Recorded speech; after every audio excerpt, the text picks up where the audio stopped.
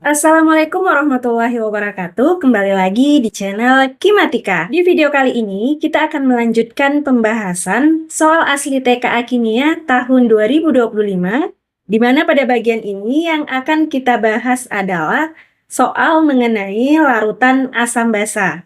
Oke, langsung kita mulai ya. Soal yang pertama. Dalam sebuah artikel ilmiah dinyatakan bahwa penggunaan pupuk amonium berlebih dalam pertanian dapat meningkatkan keasaman tanah. Ion amonium atau NH4+ yang terhidrolisis akan menghasilkan ion hidronium atau H3O+ yang dapat menurunkan pH tanah dan mempengaruhi ketersediaan unsur hara bagi tanaman. Tertarik dengan fenomena ini, Hayan dan temannya mempelajari lebih lanjut. Dari hasil studi pustaka, mereka menemukan bahwa salah satu reaksi yang terjadi dalam tanah adalah NH4+ tambah H2O setimbang NH3 tambah H3O+. Berdasarkan reaksi dan teori Bronsted-Lowry, manakah yang merupakan pasangan asam basa konjugasi yang tepat? Oke, ini soalnya cukup mudah ya. Dan seperti biasa, paragraf pertama merupakan paragraf pengantar. Jadi kita langsung fokus ke persamaan reaksinya dan pertanyaannya. Kita buat dulu reaksinya ya. NH4+ tambah H2O setimbang NH3 tambah H3O+. Nah, yang ditanyakan adalah pasangan asam basa konjugasi. Ingat, pasangan asam basa konjugasi itu hanya beda satu ion H+. Berarti untuk yang lainnya atau atom lainnya itu harus sama ya. Kita lihat reaksinya. NH4+ kira-kira berpasangan dengan siapa? Ingat, hanya beda satu ion H+ ya. Untuk unsur atau atom lainnya itu harus sama. Berarti NH4+ sudah pasti berpasangan dengan NH3. Jadi N-nya sama, hanya cuma beda satu H+. Jelas ya? Berarti untuk H2O itu berpasangan dengan H3O+. Perbedaannya juga hanya satu ion H+. Nah, mana yang termasuk asam dan mana yang termasuk basa? Ingat lagi, jumlah H asam itu lebih besar dibanding jumlah hanya si basa.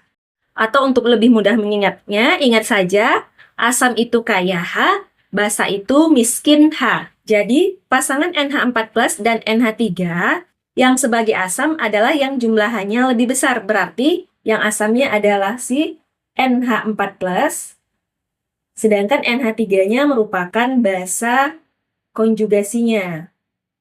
Begitupun dengan H2O dan H3O+, yang jumlahannya lebih besar adalah H3O, berarti H3O-nya ini yang termasuk asam, H2O-nya yang termasuk basa. Jadi ini asam konjugasi ya. Kita lihat pilihan jawabannya, yang A NH4+ dan H2O, bukan pasangan ya, karena bedanya bukan hanya satu H+, tapi N-nya juga beda. Jumlahannya lebih dari satu perbedaannya. Yang B, NH3 dan H3O+, sudah pasti juga bukan pasangan asam basa konjugasi. Ingat, pasangan asam basa konjugasi, perbedaannya hanya satu ion H+. Yang C juga bukan, yang D juga bukan, berarti jawabannya adalah yang E, NH4+ dan NH3. Jelas ya? Lanjut ke soal nomor 2. Seorang peneliti lingkungan mengambil 5 sampel air limbah cair dari industri peternakan yang diduga mengandung spesies asam atau basa. Peneliti melakukan analisis pada 5 sampel tersebut untuk membuktikan apakah benar pada masing-masing sampel mengandung spesies asam atau basa sesuai dengan yang digunakan industri tersebut. Penelitian dilakukan dengan menggunakan indikator phenolphthalein yang memiliki triad pH 8,0 sampai 10,0 dengan perubahan warna dari tidak berwarna menjadi merah muda pada rentang pH tersebut. Berikut adalah tabel data kandungan senyawa pada sampel limbah berdasarkan dugaan peneliti. Jadi ada sampel A, B, C, D, dan E dengan kandungan masing-masing ya. Berdasarkan data tersebut, dugaan peneliti kemungkinan besar jika sampel tersebut ditetesi indikator phenolphthalein menunjukkan warna. Nah, untuk menjawab soal ini, yang harus kita ingat adalah perbedaan asam dan basa ya. Jadi ada sampel A, B, C, D, dan E dengan kandungannya masing-masing. Untuk sampel A kandungannya Hi, B H2SO3, C SrOH 2 kali, D CaOH 2 kali, dan E HClO3. Nah, dari kandungannya ini kita harus membedakan ya, mana yang asam dan mana yang basa. Hi adalah asam. H2SO3 atau asam sulfit juga asam. SrOH 2 kali basa. CaOH 2 kali basa. HClO3 adalah asam. Kemudian yang juga perlu kita ingat adalah asam memiliki pH kecil dari 7.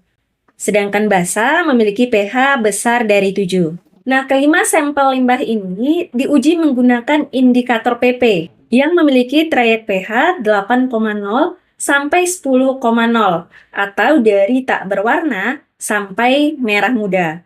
Artinya, jika sampel memiliki pH kecil dari 8, maka hasil ujinya adalah tak berwarna. Sedangkan, jika sampel memiliki pH besar dari 10, maka hasil ujinya menunjukkan warna merah muda. Nah, perhatikan, sampel A, B, dan E merupakan sampel yang mengandung asam. Artinya memiliki pH kecil dari 7 ya.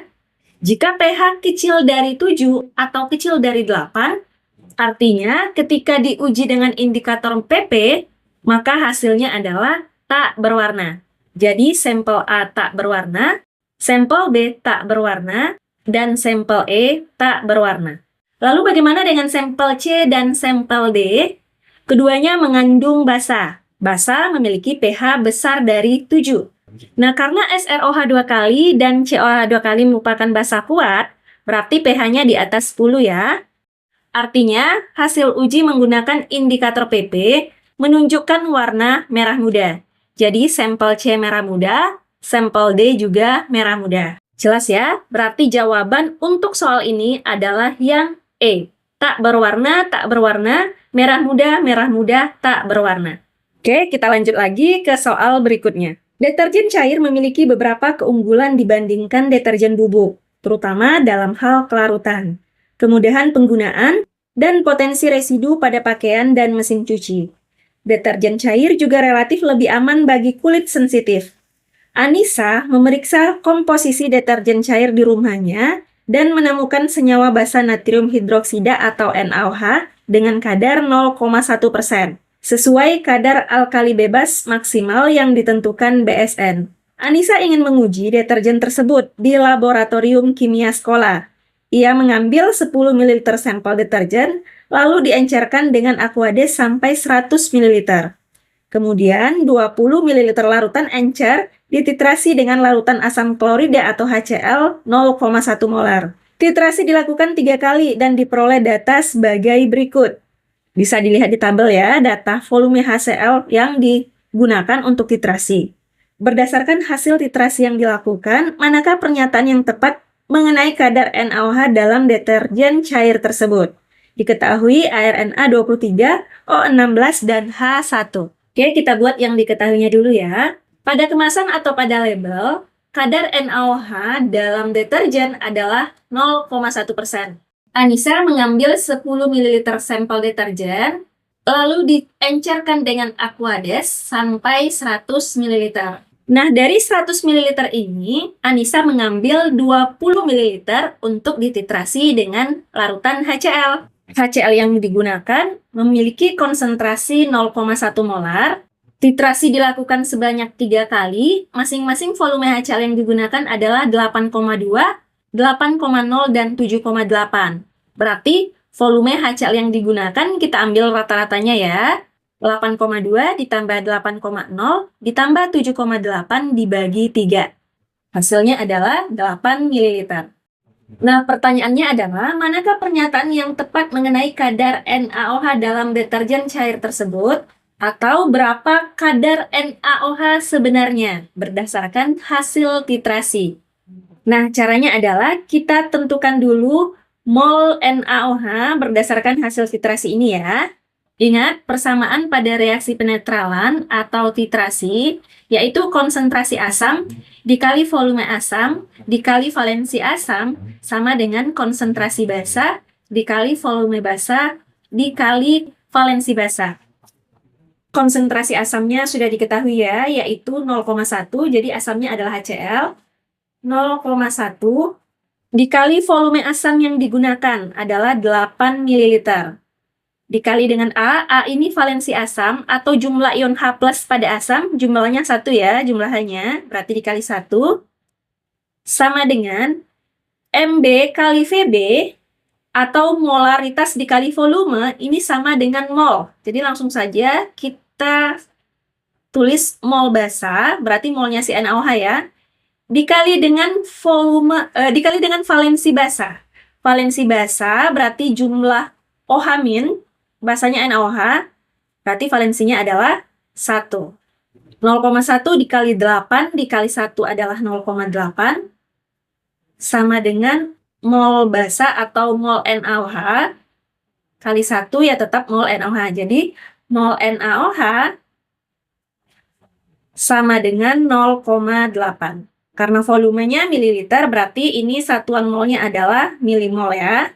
Nah, ingat, 0,8 milimol ini adalah mol NaOH untuk 20 ml NaOH yang sudah diencerkan. Jadi 0,8 ini hanya untuk 20 ml ini saja.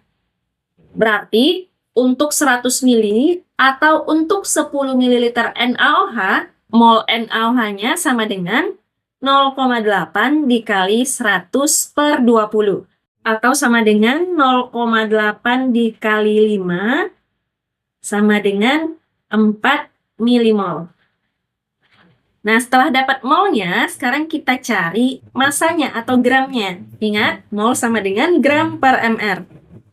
Molnya 4 milimol, gram per mr-nya, kita hitung dulu ya, mr dari NaOH, diketahui di soal, ARNA adalah 23, berarti 23 ditambah ARO adalah 16, dan ARH adalah 1. Jadi, massa atau gram sama dengan 4 dikali 23 tambah 16 tambah 1 adalah 40, atau sama dengan 4 kali 40, yaitu 160. Ingat satuannya miligram ya, karena molnya adalah milimol. Nah, ini kita jadikan gram, satuan gram, berarti dibagi 1000 ya. 160 dibagi 1000 adalah 0,16 gram. Nah, setelah kita peroleh masanya, barulah kita cari kadar NaOH yang sebenarnya, yaitu sama dengan 0,16 masanya ya, dibagi dengan volumenya NaOH yang kita ambil tadi, yaitu sebanyak 10 ml, dikali 100%.